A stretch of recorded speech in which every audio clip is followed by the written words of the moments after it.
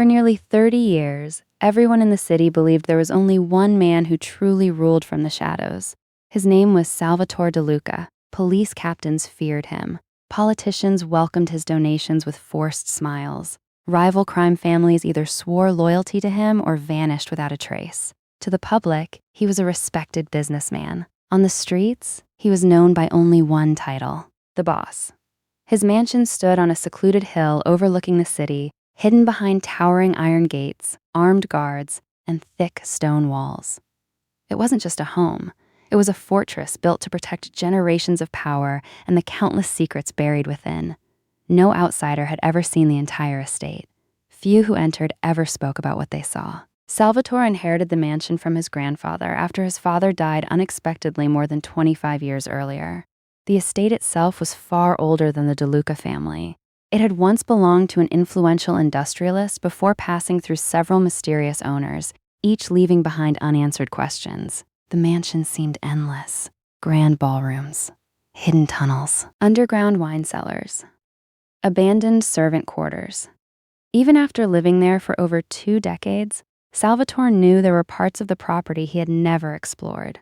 Whenever he questioned the elderly caretaker about certain sealed hallways or rooms that appeared on old architectural drawings but couldn't be found, the old man always answered the same way. Some parts of this house were never meant to be opened.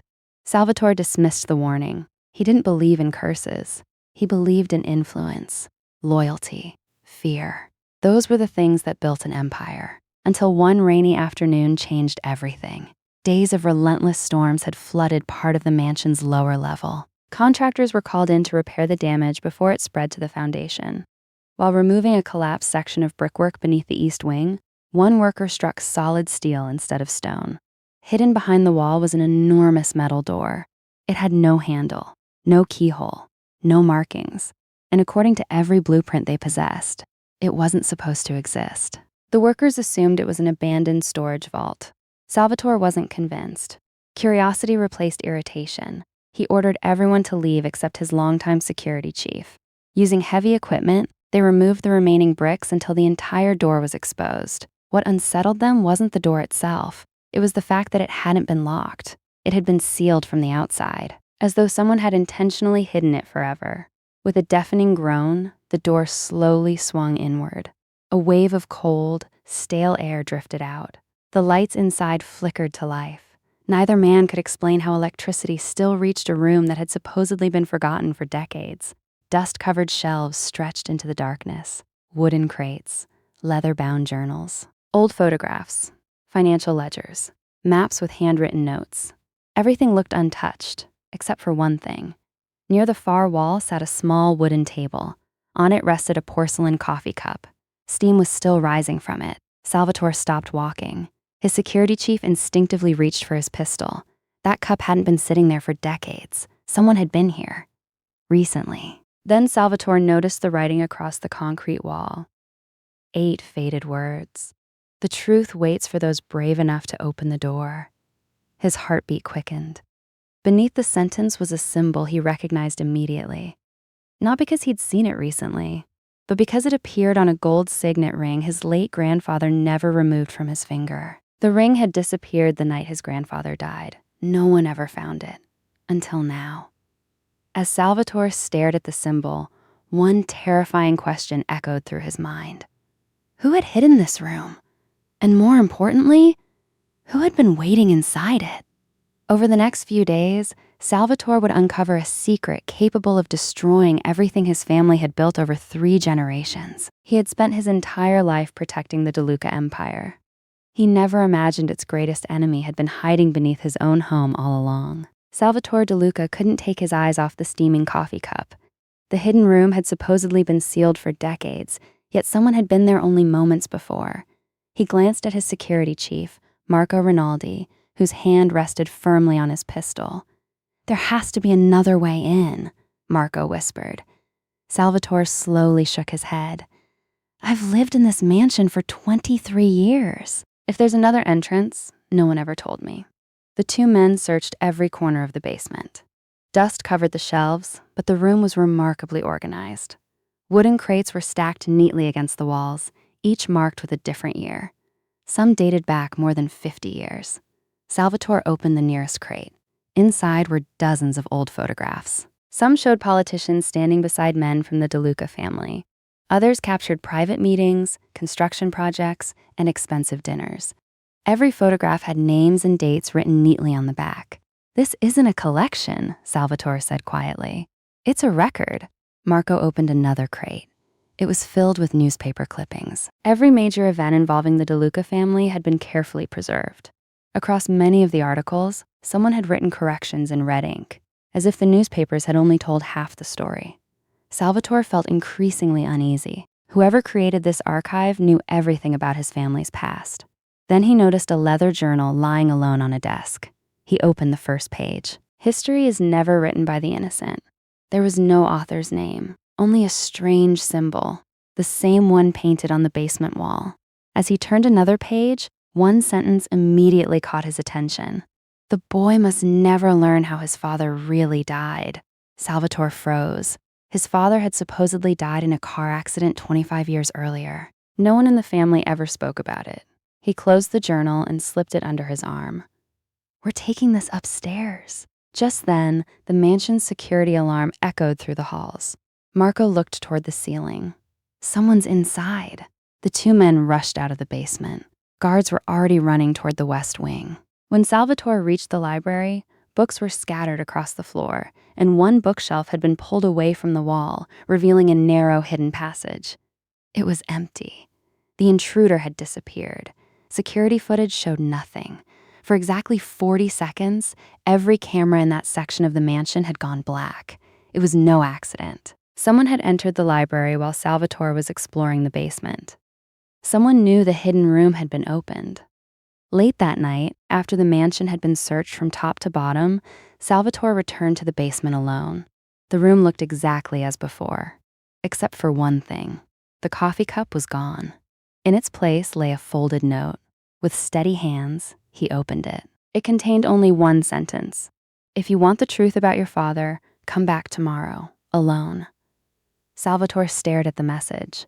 For the first time in his life, he realized that someone else knew the DeLuca family's greatest secret, and they had been waiting for him to find it. Salvatore didn't sleep that night. The note lay on his desk beside the old journal. He read it over and over.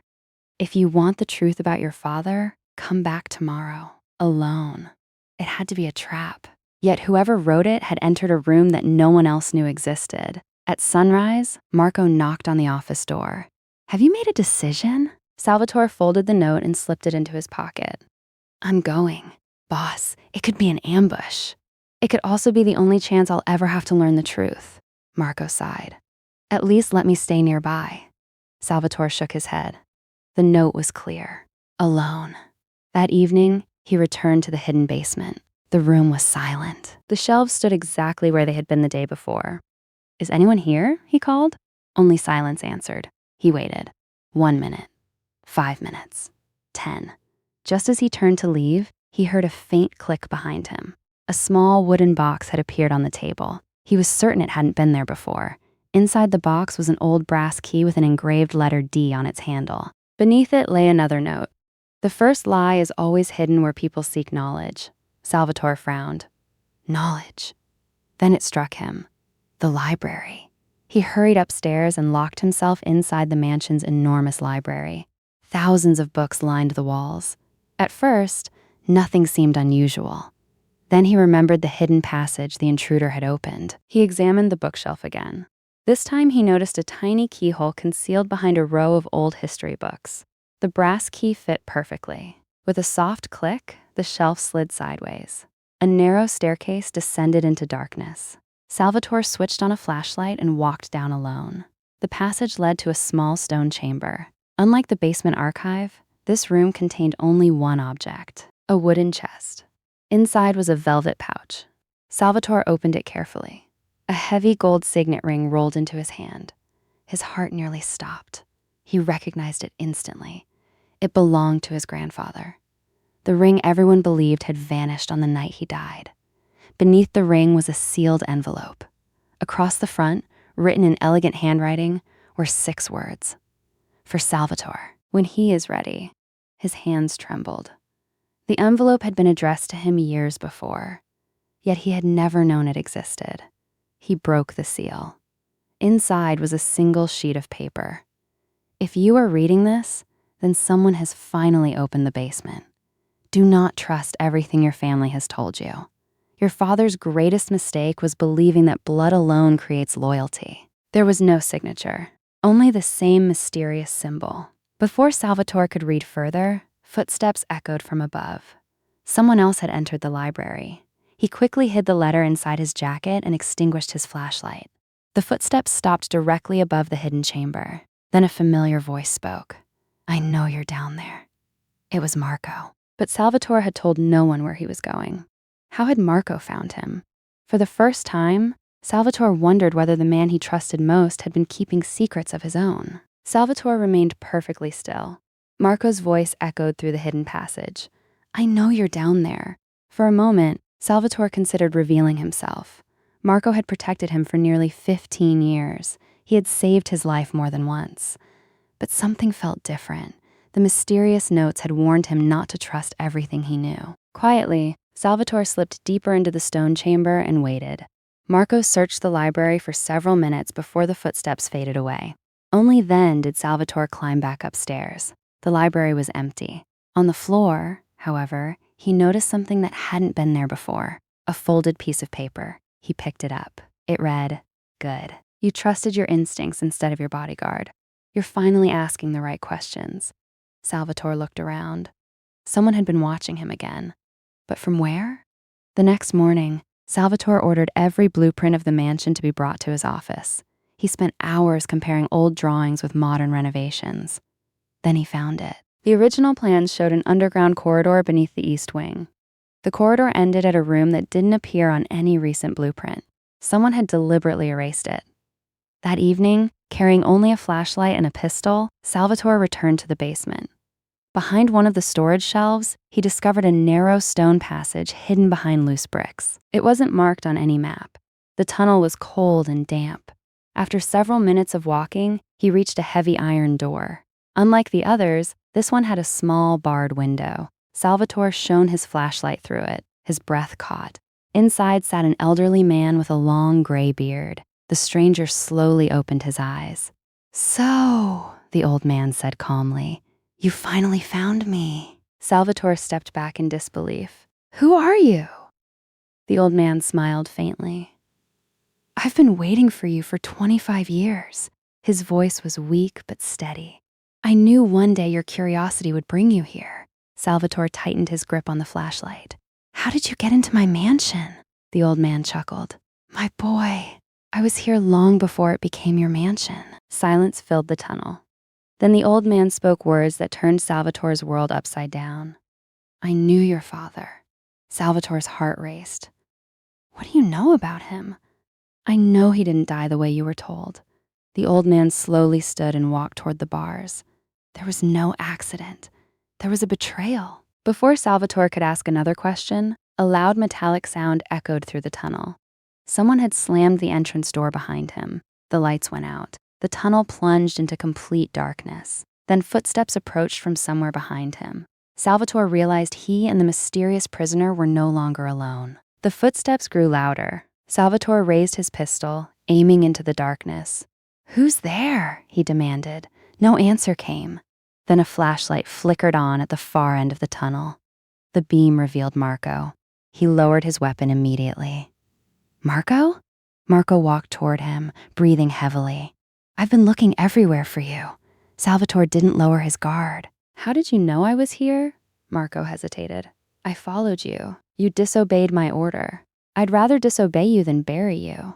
Before Salvatore could respond, the old prisoner spoke from behind the iron bars. "So, he's the one you trust." Marco's face changed the instant he saw the old man. "You," he whispered. The prisoner's eyes narrowed. "I remember you." Salvatore looked from one man to the other. "You know each other?" Marco remained silent. The old man answered instead. "Many years ago, he came here with your grandfather." Salvatore's heart pounded. Marco slowly lowered his head. "It's true. I was young. I worked security for your grandfather before I ever worked for you." Salvatore stared at him in disbelief. "You never told me." "It wasn't my secret to tell." The old man laughed softly. "Secrets built this family, and they're about to destroy it." Salvatore stepped closer to the cell. "Tell me the truth." The old man nodded. "Your father discovered that your grandfather had betrayed his own business partner to seize control of the organization. He wanted to expose everything and leave this life behind." Salvatore listened in silence. "He never got the chance," the prisoner continued. "Your father wasn't killed in a car accident. He was murdered." The words echoed through the tunnel. Salvatore felt the ground beneath him disappear. "No, it's the truth. And the order came from someone inside your own family." Marco closed his eyes. "I begged your grandfather to spare him," he admitted. He refused. Salvatore looked at Marco with anger and confusion. "You knew?" "I knew enough to carry the guilt every single day." The old prisoner reached through the bars and handed Salvatore a small leather notebook. "I've protected this for 25 years. Inside were handwritten meeting notes, dates, signatures, and one faded photograph." The photograph showed Salvatore's father standing beside the old prisoner. On the back, someone had written, "Truth survives longer than power." As Salvatore closed the notebook, a loud explosion shook the tunnel. Dust rained from the ceiling. Someone was destroying the entrance. A voice echoed from above, "Search every room!" Neither Salvatore nor Marco recognized the voice. The old prisoner looked at them with urgency. "They've found us." Salvatore tightened his grip on the notebook. "Who are they?" The old man answered with a single sentence that changed everything. "They're not coming for me. They're coming for the last DeLuca who still doesn't know the whole truth." The tunnel shook as another explosion echoed overhead. Chunks of stone crashed to the floor, filling the air with dust. "We have to move," Marco said. The old prisoner reached into his coat and produced a small iron key. "There isn't much time." With trembling hands, he unlocked the cell door for the first time in decades. Salvatore watched in disbelief as the old man stepped into the tunnel. "You could have escaped years ago," Salvatore said. The prisoner smiled sadly. "I wasn't waiting for freedom. I was waiting for you." The three men hurried through a narrow passage that led toward an old maintenance exit beneath the mansion. As they walked, the old man finally introduced himself. "My name is Enzo Ricci. I was your father's closest friend." Salvatore had never heard the name before. "My father trusted me with one responsibility," Enzo continued. "If anything happened to him, I was to protect the truth until his son was ready to hear it." They reached a small stone chamber where a metal safe was hidden behind loose bricks. Enzo unlocked it. Inside were several folders, old photographs, and a videotape labeled simply, "For Salvatore." "There it is," Enzo said quietly. "Your father's final message." Salvatore's hands trembled as he picked it up. Before he could speak, footsteps echoed through the tunnel. Someone had found them. A group of armed men appeared at the far end of the passage. Their leader stepped forward. He wasn't a stranger. He was Victor DeLuca, Salvatore's uncle. "I was hoping you'd never find this place," Victor said calmly. Salvatore stared at him. "You knew about the basement?" Victor smiled. "I helped build it." The truth hit harder than any bullet. It wasn't outsiders who had protected the secret. It was family. Victor looked at Enzo. "You've hidden long enough." Then he turned to Salvatore. "Your father wanted to destroy everything our family built. He became a threat." "You had him killed?" Salvatore asked. Victor didn't answer. He didn't have to. His silence was enough. Marco stepped between Salvatore and the armed men. "No more lies," Victor sighed. "You always were too loyal. What happened next lasted only seconds." Marco shoved Salvatore toward the exit. "Go!" A struggle broke out in the tunnel. Salvatore grabbed the safe's contents and helped Enzo through the narrow doorway. Moments later, they reached the surface just as police sirens filled the night. Someone had anonymously reported illegal underground rooms beneath the mansion. Victor and his men disappeared into the chaos. Days later, Salvatore watched the videotape alone. His father's face appeared on the screen. "If you're watching this," he said, then Enzo kept his promise. "I never wanted you to inherit an empire built on lies. I wanted you to inherit the freedom to choose a different future." Tears filled Salvatore's eyes. For years, he had believed power was the greatest legacy a father could leave his son.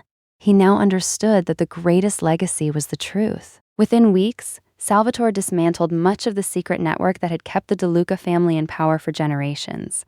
The hidden basement was sealed, not to hide another secret, but as a reminder of what secrets can become. Enzo disappeared quietly, refusing recognition for the sacrifice he had made. Marco remained by Salvatore's side, no longer bound by the silence of the past. As for Salvatore, he never forgot the words written in the first journal he had found beneath the mansion. History is never written by the innocent. He added one final sentence beneath it before locking the book away forever. But the future belongs to those willing to face the truth. The basement had changed everything, not because of the room itself, but because it revealed that the strongest foundations are not built on power. They are built on truth.